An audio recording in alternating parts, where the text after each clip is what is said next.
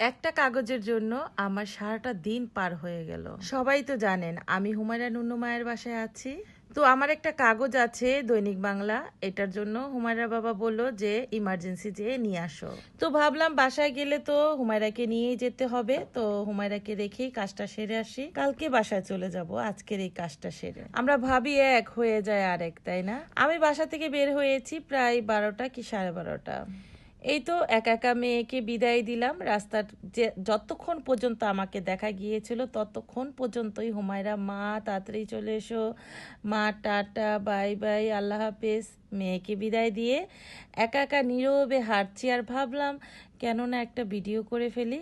প্রচন্ড গরম ছিল, রোদও ছিল প্রচুর। এই তো আপুর বাসার থেকে বের হয়ে কিছু দূর যাওয়ার পরেই পেয়ে গেলাম একটা অটোটা নিয়ে স্টানে চলে যাচ্ছি। আপু বলে দিয়েছিল স্টান থেকেই ডাইরেক্ট বাসেই যেতে পারবা দৈনিক বাংলা, এই জন্যই রিক্সা নিয়ে নিয়েছি। এখন আমি স্টানেও নেমে পড়লাম। বললাম না আমরা ভাবি এক হয়ে যায়। আর ভেবেছিলাম বাসে চড়ে ডাইরেক্ট দৈনিক বাংলা মোড় যে কাগজটা নিয়ে আবার ডাইরেক্ট একটা বাসে উঠেই চলে আসবো সাইনবোর্ড, কিন্তু সেটা আর হলো না, কারণ এই সাইনবোর্ড মোড়ের থেকে কোনো বাসই পাইনি দৈনিক বাংলার জন্য। এই জন্য আমার ভেঙে ভেঙে যেতে হলো দৈনিক বাংলা, এখান থেকে যাত্রাবাড়ি থেকে দৈনিক বাংলা। আসলে আমাদের জন্য যে কখন কি অপেক্ষা করছে আমরা কেউই জানি না। এই তো লেগুনাতে উঠে পড়লাম। সময় যখন খারাপ হয় সব দিক থেকে হয়। আপনার সময় যখন ভালো হবে দেখবেন সব দিক থেকে আপনার ভালো হবে। আমারও তাই হচ্ছে। ইদানিং আমার সময়টা খুবই খারাপ যাচ্ছে, সব দিক থেকে যাচ্ছে। অনেক কষ্ট করে এই তো দৈনিক বাংলা চলে এসেছি এবং এই দোকানটাতেই চলে এসেছি। দোকানে লাগলো না 2 মিনিটও, কিন্তু আসতে কিন্তু আমার প্রায় 2 ঘন্টা শেষ।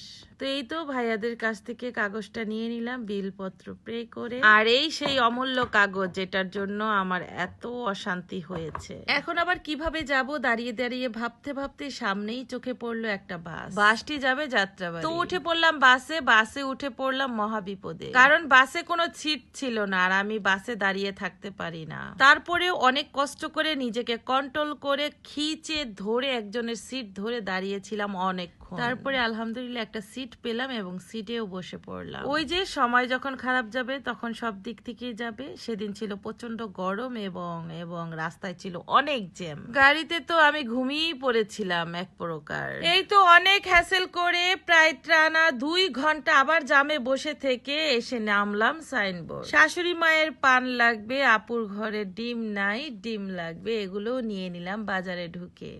এখন আবার বাসার উদ্দেশ্যে রওনা দিব। সাধারণ একটা কাগজের জন্য আমার চলে গেল সারাটা দিন। ছিল প্রচন্ড গরম, ছিল রাস্তায় জ্যাম, ছিল না গাড়িতে কোনো পানির দোকানদার। অনেক সময় গাড়িতে কিন্তু পানি নিয়ে ওঠে, অথচ বিশ্বাস করবেন না 2-4 ঘন্টার ভিতরে পানিওয়ালা একটা মামাও আমার চোখের সামনে পড়েন যে 1 বোতল পানি কিনে খাবো। আমি যদি ওই দিন এভাবে না যেয়ে ডাইরেক্টও চলে যেতাম তাহলে আমার এত কষ্ট হতো না। তো যাই হোক, সারাদিন অনেক পরিশ্রম করলাম, মানে পরিশ্রম বলতে যে শরীরের উপর অনেক ধকল গেল ওই দিন। আর যখন আপনি অনেকটা জার্নি করবেন, অনেকটা পিপাসা কাতর থাকবেন, ঘামে ভেজা শরীর থাকবে, মাথা গরম থাকবে, তখন আপনার কাছে কিন্তু ভালো কথাটাও খারাপ লাগে। তৃষ্ণা এমন একটা জিনিস ওই দিন আমি বুঝতে পেরেছিলাম। আমার মনে হচ্ছিল পানির জন্য আমার কলিজাটা ফেটে যাচ্ছিল।